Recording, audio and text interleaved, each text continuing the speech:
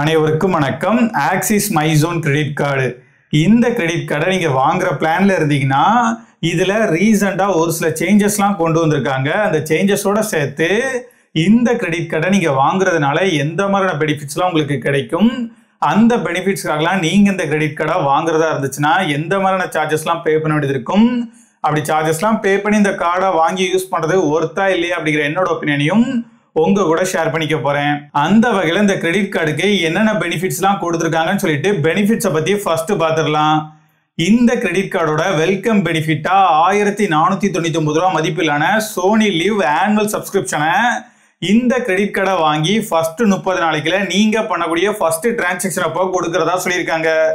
இதுக்கான வவுச்சர் கோட 45 நாளைக்குள்ள உங்களோட ரிஜிஸ்டர் மொபைல் நம்பருக்கு எஸ்எம்எஸ்ல சென்ட் பண்றதாவும் சொல்லியிருக்காங்க. முன்னாலலாம் ஆனுவல் ஃபீயை பே பண்ணி யூஸ் பண்ற மாதிரி இருக்கக்கூடிய மைசோன் கிரெடிட் கார்டுக்கு ஒரு வருஷத்திலேயே 1.5 லட்சத்துக்கு அதிகமான அமௌண்ட்டை நீங்க அந்த கார்டை யூஸ் பண்ணி ஸ்பெண்ட் பண்ணீங்கன்னா நெக்ஸ்ட் இயரும் இதே சோனி லிவோட ஆனுவல் சப்ஸ்கிரிப்ஷனை கொடுத்துட்டு வந்தாங்க. ஆனா இப்போ அதை சேஞ்ச் பண்ணிட்டாங்க. இப்போதைக்கு ஃபர்ஸ்ட் இயருக்கு மட்டும் தான் அந்த சோனி லிவோட ஆனுவல் சப்ஸ்கிரிப்ஷனை கொடுத்துட்டு வராங்க. டிஸ்ட்ரிக்ட் ஆப்ல மூவி டிக்கெட் புக் பண்ணும்போதும் ஸ்கிரீன்ல காமிக்கக்கூடிய இந்த கோடை யூஸ் பண்ணீங்கன்னா buy one get one offer கொடுக்கறதா சொல்லியிருக்காங்க. உங்களோட செகண்ட் டிக்கெட்டோட பிரைஸ்ல 100% டிஸ்கவுண்ட்டை அதிகபட்சமா 200 ரூபாய் வரைக்கும் ஒரு மாசத்துக்கு கொடுக்கறதா சொல்லியிருக்காங்க. அதே மாதிரி ஸ்விக்கில ஃபுட் ஆர்டர் பண்றப்பவும் ஸ்கிரீன்ல காமிக்கக்கூடிய இந்த கோடை யூஸ் பண்ணீங்கன்னா பெர் ஆர்டருக்கு 120 ரூபாய் வரைக்கும் டிஸ்கவுண்ட் கொடுக்கறதா சொல்லியிருக்காங்க. மினிமம் 500 ரூபாய்க்காச்சும் டிரான்சாக்ஷன் பண்ணாதான் உங்களுக்கு இந்த ஆஃபர் அப்ளிகபிள் ஆகும். அதோட மட்டும் இல்லாம இந்த ஆஃபரை ஒரு மாசத்துக்கு 2 தடவை உங்களால ரெடீம் பண்ணிக்கவும் முடியும். ஏஜியோலையுமே முன்னாலெல்லாம் 1000 ரூபாய் வரைக்குமான ஆஃபரை கொடுத்துட்டு இருந்தாங்க. அதை இப்ப கம்மி பண்ணி 300 ரூபாய் வரைக்குமான ஆஃபரை தான் கொடுக்குறாங்க.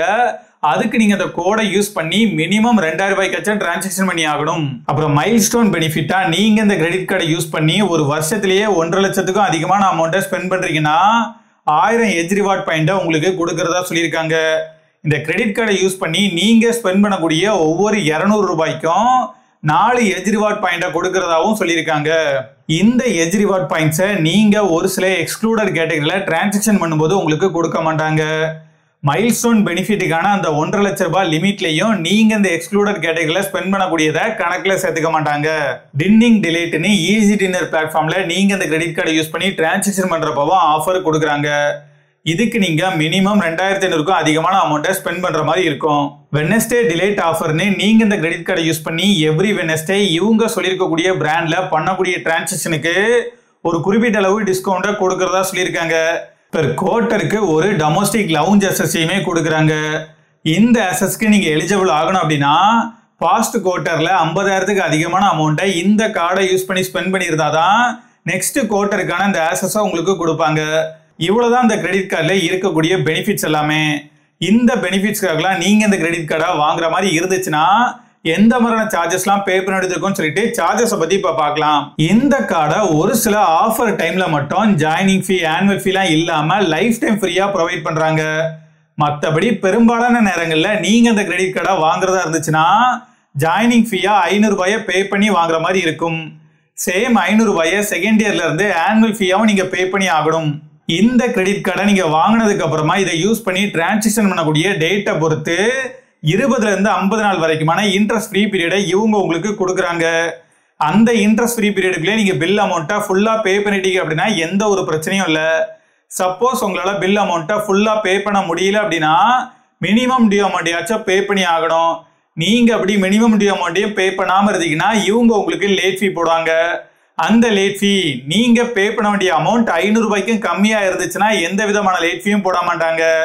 500 ரூபாய்க்கும் அதிகமான அமௌண்ட்டை நீங்க பே பண்ணாம இருக்கும்போது நீங்க பே பண்ண வேண்டிய அமௌண்ட்டை பொறுத்து லேட் ஃபீயா எவ்வளவு அமௌண்ட்டை சார்ஜ் பண்றாங்க அப்படிங்கிறத நீங்களே பார்த்துக்கோங்க.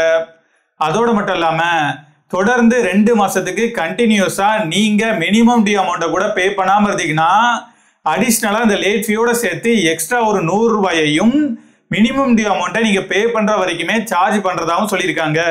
என்னதான் நீங்க மினிமம் டியூ அமௌண்ட்டை பே பண்ணி லேட் ஃபீல இருந்து தப்பிச்சிருந்தாலுமே நீங்க பில் அமௌண்ட்டை ஃபுல்லா பே பண்ணாத வரைக்குமே இவங்க உங்களுக்கு இன்ட்ரெஸ்ட் போட தான் செய்வாங்க. அந்த இன்ட்ரெஸ்ட்கான இன்ட்ரெஸ்ட் பர்சன்டேஜ் அப்படிங்கிறது 3.75% பெர் மந்த். அதாவது வருஷத்துக்கு 55.55%. அப்புறம் இந்த கிரெடிட் கார்டை யூஸ் பண்ணி உங்களால ஏடிஎம்லயே அமௌண்ட்டை வித்ரா பண்ணிக்க முடியும். நீங்க அப்படி வித்ரா பண்ணும்போது நீங்க வித்ரா பண்ணக்கூடிய அமௌண்ட்ல 2.5% அப்படி இல்லைன்னா 500 ரூபாய். இந்த ரெண்டு அமௌண்ட்ல எது அதிகமான அமௌண்ட்டோ அந்த அமௌண்ட்டை சார்ஜா பிடிச்சுப்பாங்க. அதோட மட்டும் இல்லாம இதுக்கு இன்ட்ரெஸ்டும் சார்ஜ் பண்ணுவாங்க. நீங்க அமௌண்ட்டை வித்ரா பண்ண நாள்ல இருந்து அதை திரும்ப பே பண்ற வரைக்குமே இவங்க உங்களுக்கு இன்ட்ரெஸ்ட் போடுவாங்க. அதுக்கான இன்ட்ரெஸ்ட் பர்சன்டேஜ் அப்படிங்கிறது நான் முன்னால சொன்ன சேம் பர்சன்டேஜ் தான். இந்த கிரெடிட் கார்டை யூஸ் பண்ணி ஃபியூல் ஸ்டேஷன்ல நீங்க பண்ணக்கூடிய டிரான்சாக்ஷன் அப்போ நீங்க டிரான்சாக்ஷன் பண்ணக்கூடிய அமௌண்ட்ல 1% ஃபியூல் சார்ஜஸா பிடிச்சுப்பாங்க. ஆனா அதுவே நீங்க இந்த மாதிரி டிரான்சாக்ஷன் பண்றப்போ மினிமம் 400 ரூபாயில இருந்து மேக்சிமமா 4000 ரூபாய் வரைக்கும் சிங்கிள் டிரான்சாக்ஷன்லயே டிரான்சாக்ஷன் பண்ணீங்கன்னா இந்த மாதிரியான ஃபியூல் சார்ஜஸ் உங்களுக்கு பிடிச்சாலும் அதை திரும்ப உங்களுக்கு ரீஃபண்ட் கொடுக்கறதா சொல்லியிருக்காங்க. இந்த மாதிரி அதிகபட்சமா ஒரு பில்லிங் சைக்கிளுக்கு 400 ரூபாய் வரைக்கும் ரீஃபண்ட் கொடுக்கறதாவும் சொல்லியிருக்காங்க. நீங்க இந்த கிரெடிட் கார்டோட லிமிட்டை கண்டுக்காம உங்க இஷ்டத்துக்கு தேய்ச்சிங்க அப்படின்னா ஓவர் லிமிட் சார்ஜா பே பண்ற மாதிரி இருக்கும். இந்த ஓவர் லிமிட் சார்ஜா நீங்க உங்க லிமிட்டை தாண்டி செலவு பண்ண அமௌண்ட்ல 2.5% அப்படி இல்லைன்னா 500 ரூபாய். இந்த ரெண்டு அமௌண்ட்ல எது அதிகமான அமௌண்ட்டோ அந்த அமௌண்ட்டை சார்ஜா பிடிச்சுப்பாங்க. நீங்க இந்த கிரெடிட் கார்டை யூஸ் பண்ணி பண்ணக்கூடிய எல்லா ரெண்டல் பேமெண்ட்டுக்குமே நீங்க டிரான்சாக்ஷன் பண்ணக்கூடிய அமௌண்ட்ல 1% சார்ஜா பிடிச்சுப்போன்னு சொல்லியிருக்காங்க. யூட்டிலிட்டி டிரான்சாக்ஷனை பொறுத்த வரைக்கும் ஒரு பில்லிங் சைக்கிளுக்கு 25,000 ரூபாய் வரைக்கும் நீங்க எந்த ஒரு எக்ஸ்ட்ரா சார்ஜஸும் பே பண்ணாம யூட்டிலிட்டி டிரான்சாக்ஷன் பண்ணிக்க முடியும். ஒரே பில்லிங் சைக்கிள்ல 25,000க்கு அதிகமான அமௌண்ட்டை இந்த கார்டை யூஸ் பண்ணி யூட்டிலிட்டி டிரான்சாக்ஷனா பண்றீங்கன்னா அப்ப நீங்க டிரான்சாக்ஷன் பண்ணக்கூடிய அமௌண்ட்ல 1% சார்ஜா பிடிச்சுப்போன்னு சொல்லியிருக்காங்க. ஃபியூயல் டிரான்சாக்ஷன் பண்றப்ப ஃபியூயல் சார்ஜஸ் அப்ளிகபிள் ஆகும் அப்படிங்கறத நான் முன்னாலே சொல்லியிருந்தேன். அதோட சேர்த்து ஒரு பில்லிங் சைக்கிளுக்கு அதிகபட்சமா 50,000 ரூபாய் வரைக்கும் நீங்க எந்த ஒரு எக்ஸ்ட்ரா சார்ஜஸும் பே பண்ணாம ஃபியூயல் டிரான்சாக்ஷன் பண்ணிக்க முடியும். ஒரே பில்லிங் சைக்கிள்ல 50,000க்கு அதிகமான அமௌண்ட்டை நீங்க இந்த கார்டை யூஸ் பண்ணி ஃபியூயல் டிரான்சாக்ஷனா பண்றீங்க அப்படின்னா அப்ப நீங்க டிரான்சாக்ஷன் பண்ணக்கூடிய அமௌண்ட்ல 1% சார்ஜா பிடிச்சுப்போன்னு சொல்லியிருக்காங்க. போன்பே, அமேசான் பே மாதிரியான வேலட்ல நீங்க இந்த கிரெடிட் கார்டை யூஸ் பண்ணி அமௌண்ட்டை லோட் பண்றீங்கன்னா ஒரு பில்லிங் சைக்கிளுக்கு 10,000 ரூபாய் வரைக்கும் நீங்க எந்த ஒரு எக்ஸ்ட்ரா சார்ஜஸும் பே பண்ணாம அமௌண்ட்டை லோட் பண்ணிக்க முடியும். ஒரே பில்லிங் சைக்கிள்ல 10,000க்கு அதிகமான அமௌண்ட்டை நீங்க இந்த மாதிரி லோட் பண்றப்போ நீங்க லோட் பண்ணக்கூடிய அமௌண்ட்ல 1% சார்ஜா பிடிச்சுப்போன்னு சொல்லியிருக்காங்க. அப்புறம் இவங்க உங்களுக்கு ரிவார்டா கொடுக்கக்கூடிய ஒரு எட்ஜ் ரிவார்ட் பாயிண்டோட வேல்யூ அப்படிங்கிறது 20 பைசா. இதை உங்களால எட்ஜ் ரிவார்ட் ஸ்டோர் அப்புறம் ஓப்பன் ஆப்பை யூஸ் பண்ணி ரெடீம் பண்ணிக்க முடியும். நீங்க அப்படி ரெடீம் பண்றப்பவும் 99 ரூபாயை ரிவார்ட் ரெடிம்ஷன் ஃபீயா சார்ஜ் பண்றதா சொல்லியிருக்காங்க. இந்த கிரெடிட் கார்டை உங்களுக்கு அப்ரூவ் பண்றதுக்கே ஒரு சில எலிஜிபிலிட்டி கிரைட்டீரியா அப்புறம் டாக்குமெண்ட் எல்லாமே கேட்பாங்க. என்னன்னா உங்களோட வயசு 18ல இருந்து 70க்குள்ள இருக்கணும். நீங்க ஒரு சேலரிடு பர்சனா இருந்தீங்கன்னா இன்கம் ப்ரூஃப்காக உங்களோட சேலரி ஸ்லிப்பை சப்மிட் பண்ற மாதிரி இருக்கும். அதுவே நீங்க ஒரு செல்ஃப் எம்ப்ளாய்டு பர்சனா இருந்தீங்கன்னா உங்களோட இன்கம் ப்ரூஃப்காக ஐடிஆர் டாக்குமெண்ட்டை சப்மிட் பண்ற மாதிரி இருக்கும். அதோட சேர்த்து பேன் கார்டு அப்புறம் அட்ரஸ் ப்ரூஃப்காக ஏதாச்சும் ஒரு டாக்குமெண்ட்டை சப்மிட் பண்ற மாதிரி இருக்கும். இவ்வளவு விஷயங்கள் இருந்தாலுமே நான் என்னோட ஒப்பீனியன் சொல்றேன். இந்த கிரெடிட் கார்டு ஓரளவுக்கு ஒர்த்தான கிரெடிட் கார்டை தான் முன்னால இருந்துச்சு. ஆனா இப்போ செகண்ட் இயருக்கான சோனி லீவ் சப்ஸ்கிரிப்ஷனை எடுத்ததா இருக்கட்டும், எல்லாத்துக்குமே மினிமம் ஆர்டர் வேல்யூவை ஆட் பண்ணதா இருக்கட்டும், ஆஃபர் வேல்யூவை ரெடியூஸ் பண்ணதா இருக்கட்டும், இது எல்லாத்தையுமே பார்த்ததுக்கு அப்புறமாவும் உங்களுக்கு இந்த கிரெடிட் கார்டு ஒருத்தான கிரெடிட் கார்டா தோணுதா அப்படிங்கிறத கொஞ்சம் யோசிங்க. அதோட மட்டும் இல்லாம இவங்க கொடுக்கக்கூடிய ரிவார்ட் பாயிண்ட் எல்லாமே கேஷ்பேக்கா டைரக்டா உங்களோட அக்கௌண்ட்ல கிரெடிட் ஆகாது. ரிவார்ட் பாயிண்டா ஆட் ஆகி அதுக்கப்புறமா அதை நம்ம ரெடீம் பண்ற மாதிரி இருக்கும். அப்படி ரெடீம் பண்ணும்போது ரிவார்ட் ரெடிம்ஷன் ஃபீயை சார்ஜ் பண்றாங்க. அதோட மட்டும் இல்லாம இந்த மாதிரி ரெடீம் பண்றதோ ரொம்ப கன்வீனியன்ட்டா இல்லை அப்படிங்கிறத நிறைய பேர் ரிவ்யூஸ்ல மென்ஷன் பண்ணியிருக்காங்க. இது எல்லாத்தையுமே கொஞ்சம் மைண்ட்ல வச்சுட்டு யோசிச்சு இந்த கார்டுக்கு அப்ளை பண்ணலாமா வேணாமா அப்படிங்கிறத டிசைட் பண்ணிக்கோங்க. நீங்க எதுக்காக இந்த கிரெடிட் கார்டை வாங்குறதா இருந்தாலும் சரி கரெக்டான டைம்ல பில்லை பே பண்ணிருங்க. அப்படி இல்லைன்னா இன்ட்ரெஸ்ட் போட்டே சொத்தெழுதி வாங்கிடுவான். உஷாரா இருந்துக்கோங்க. வர்ட்டா.